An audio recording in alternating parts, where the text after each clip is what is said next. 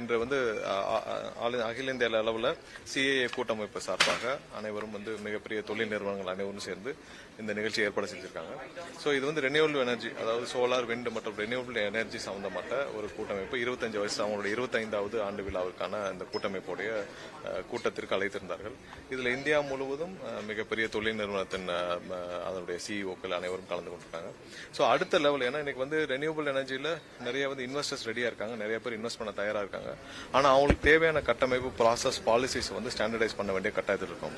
ஏன்னா நிறைய பிரச்சனைகள் வர்ற ஆண்டுகள் நம்ம ஃபேஸ் பண்ணுவோம். ஏன்னா ஒவ்வொரு இடத்துலையும் இன்வெஸ்ட்மெண்ட்ஸ் கீழே லெவலில் நிறைய இருக்கு சோலார் லெவலில். பட் அதை கேரி பண்ற கேரிடாரும், அதாவது எலக்ட்ரிக்கல் டிரான்ஸ்மிஷன் கேரிடாரு, அதை மற்ற மாநிலங்களுக்கு கொண்டு போய் சேர்க்கறதுக்கான கேரிடார், இந்த மாதிரியான ஃபெசிலிட்டிஸ் வந்து போதுமானதாக இல்லை.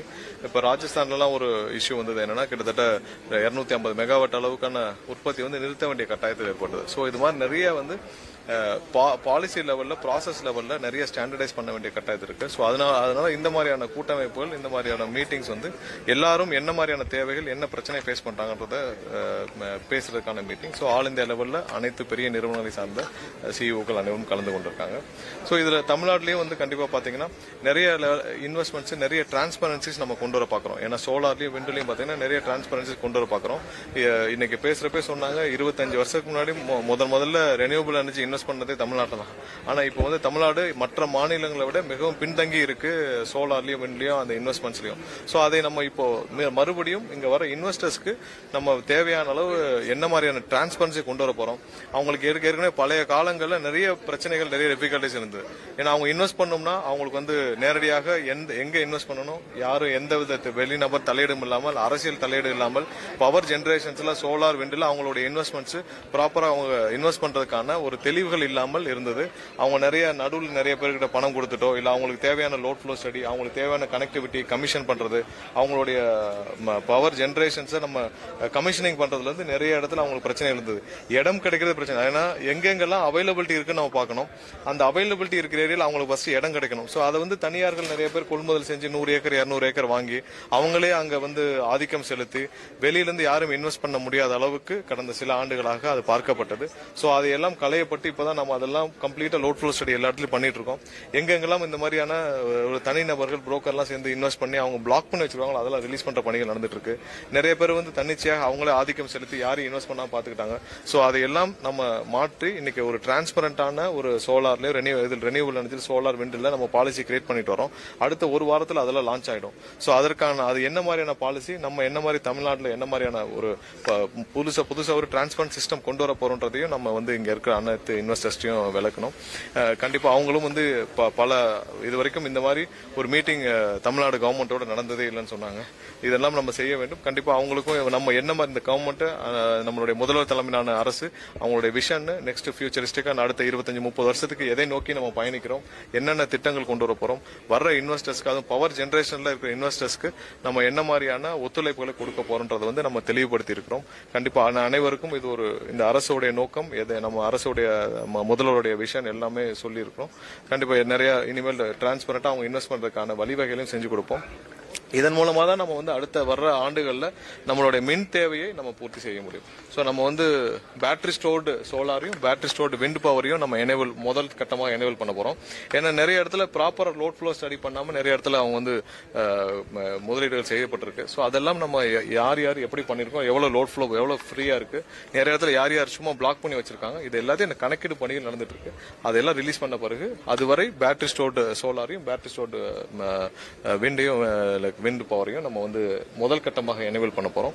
ஸோ அது ஒரு வாரத்தில் அந்த சிஸ்டம் வந்து அப்ளிகேஷன், வெப்சைட் வந்து லான்ச் ஆயிரும். ஸோ அதற்கான பணிகள் அனைத்தும் நடைபெற்று வருகிறது. கண்டிப்பா இன்வெஸ்டர்ஸ் அனைவருக்கும் கண்டிப்பாக அவர்கள் எதிர்பார்த்த விஷயத்தை நம்ம செய்து கொடுப்போம்னு சொல்லியிருக்கோம். பவர் ஜெனரேஷன்ல கண்டிப்பா பவர் ஜெனரேஷன்ல மட்டும்தான் நம்ம தனியாருக்கு போவோம். மற்றபடி அனைத்து கட்டமைப்புகளும், ஏன்னா அடுத்த கட்டமைப்புகளும் கண்டிப்பாக டிஎன்இபி கிட்ட தான் இருக்கும். ஸோ பவர் ஜெனரேஷன்ல எனக்கு இருக்கிற லார்ஜ் இன்வெஸ்டர்ஸ் அனைவரும் அவங்களுடைய வியூஸையும் கேட்டோம், அவங்களுடைய பிரச்சனைகளையும் கேட்டோம். நம்மளும் என்ன செய்ய போறோம் அப்படின்னு சொல்லியிருக்கோம். இந்த அரசும் எதை நோக்கி போகுதுன்னு சொல்லியிருக்கோம். கடந்த சில தினங்களாகவே மின்வெட்டுன்றது அதிக அளவில் இருந்துட்டே இருக்கு. மக்கள் தொடர்ந்து அந்த சாலை மறியல் போராட்டம் அதெல்லாம் இருந்துட்டே இருக்கு. என்ன தீர்வு காண போறாரு? ஆட்சி அமைத்து ஒரு மாதம் ஒரே நிமிஷம்.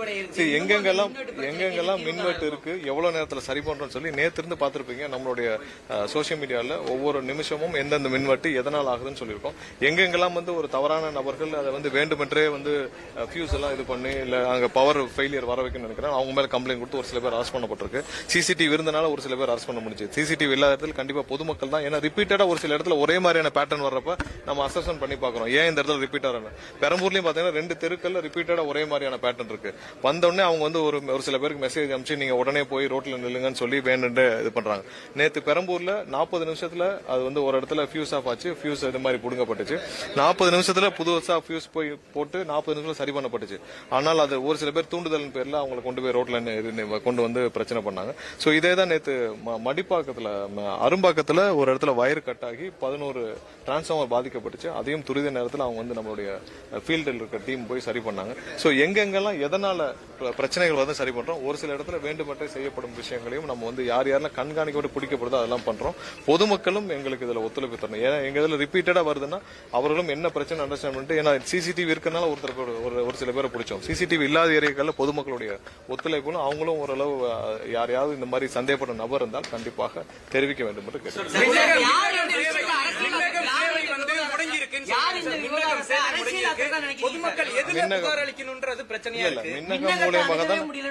மின்னகம் மூலியமா தான் இப்ப தினமும் வந்து எப்படின்னா மின்னகத்துல இருந்தா அந்த சோசியல் மீடியா டைம் எல்லாம் செயல்பட்டு வராங்க. மின்னகம் மூலியமா தான் எனக்கு வந்து டெய்லி வந்து ஒவ்வொரு அப்டேட்டும் வந்துட்டு இருக்கு. மின்னகமும் அனைத்து டிஸ்ட்ரிபியூஷன் முன்னாடி தனித்தனியா செயல்பட்டு இருந்தாங்க. இப்ப மின்னகம் நம்மளுடைய டிஸ்ட்ரிபியூஷன் இருக்கு, அதாவது கீழே இருக்க சி எல்லாம் சேர்ந்து இப்ப சோசியல் மீடியா டீம் இப்ப யாரெல்லாம் சோசியல் மீடியால வர கம்ப்ளைண்ட்ஸ் இருக்கோ இவங்க எல்லாம் சேர்ந்து ஒரு வாரமா செயல்பட்டு வராங்க. சோ மின்னகத்துல இருந்து தான் எல்லா கால்ஸும் ரிசீவ் பண்ணப்பட்டு அதன் மூலியமாக இங்க டிஸ்ட்ரிபியூஷன்ல யாருக்கெல்லாம் பிரச்சனை இருக்கோ அவங்க எல்லாம் இருக்கு. நைட்டு ரோந்துகள்ல நிறைய பேர் பணியமர்த்தப்பட்டிருக்கோம்.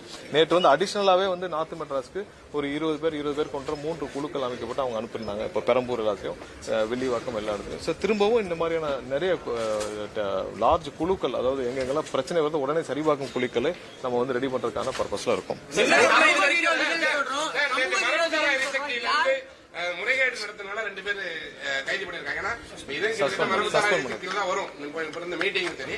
ஏன்னா பல்வேறு அந்த இவங்களுக்கு வந்து தடையா இருந்தது அந்த அதிகாரிகள். 2 சென்டர், அதாவது உடுமல்பேட்டு திருநெல்வேலி 2 சென்டர்ல தான் இதுக்கு முன்னாடி வந்து மரபு ரெனியூவல் எனர்ஜிக்கான அனைத்து அப்ரூவலும் நடந்துட்டு வந்தது. சோ இந்த சென்டர்ல இருந்து நடக்க வேண்டிய அனைத்து பணிகளையும் இப்ப ஹெட் ஆபீஸ்ல இருந்து பண்றதுக்கான மாறுதலை செஞ்சிருக்கோம். ஏன்னா நிறைய பேர் இந்த சென்டரை வந்து சில தனிநபர்கள், தனியார்கள், தனியான கன்சல்டன்ஸ் அவங்க எல்லாம் அவங்களோட இன்ஃபுளுன்ஸும் இன்டர்வென்ஷன்ஸும் அதிகமா இருந்தது. சோ அதனால இந்த 2 சென்டரையும் டிஸ்மாண்டில் பண்ணிட்டு இன்ஜினியரிங் மட்டும் அங்க யாரெல்லாம் இன்ஜினியரிங், அதாவது ஃபெயிலியர்ஸ் அட்டன் பண்ற இன்ஜினியர்ஸ்க்கு மட்டும் மத்த இடத்துக்கு பிரிச்சு அனுப்பிச்சிட்டு தேவையான அனைத்து அப்ரூவலும் ஹெட் ஆபீஸ்ல செய்யறதுக்கான அனைத்து வேலைப்பாடுகளும் 2 வாரமும் நடந்து அதற்கான பணிகள் இனிமேல் இப்ப நேற்றுல இருந்து எல்லா அப்ரூவல்ஸும் நம்ம இங்க இருந்தா பண்ணிட்டு இருக்கோம். சோ யாரெல்லாம் நம்ம ஏற்கனவே நிறுத்தி வச்ச கமிஷனுக்கு பெண்டிங் இருந்த நிறுத்தி வச்ச அந்த அப்ரூவல்ஸ் எல்லாமே இந்த ரீநேம் பண்றது, அப்புறம் ரீபவரிங் பண்றது, இது எல்லாத்தையும் நேற்று இருந்து அப்ரூவல் வந்து இங்க கொடுக்கப்பட்டது. நன்றி.